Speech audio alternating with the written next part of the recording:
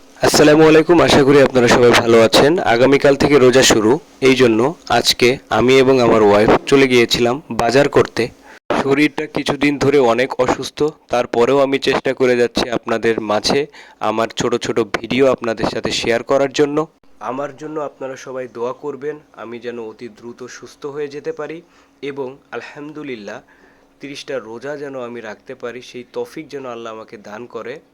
আমার প্রাণপ্রিয় ভাই ব্রাদার, বন্ধুবান্ধব এবং আমাকে যারা ফলো করেছেন, আমার ভিডিও যারা দেখেন, ভিডিওটি দেখতে থাকুন, আশা করি সবারই ভালো লাগবে।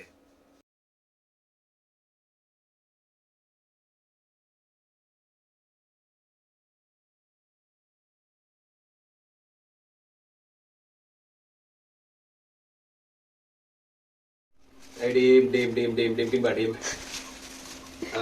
মূলত হচ্ছে রোজার একটু বাজার সদাই করছি, আপনাদের সাথে একটু শেয়ার করি। আমরা দুইজন মানুষ, মুড়ি, তারপরে হচ্ছে আমার ওয়াইফের পছন্দের হচ্ছে ম্যাঙ্গো, এটা কি বলে বলে ট্যাঙ্ক ট্যাঙ্ক। এরপর দোকানদার আঙ্কেল হচ্ছে যে গুড় ধরাই দিয়েছে, এটা নাকি পিওর পিওর গুড়।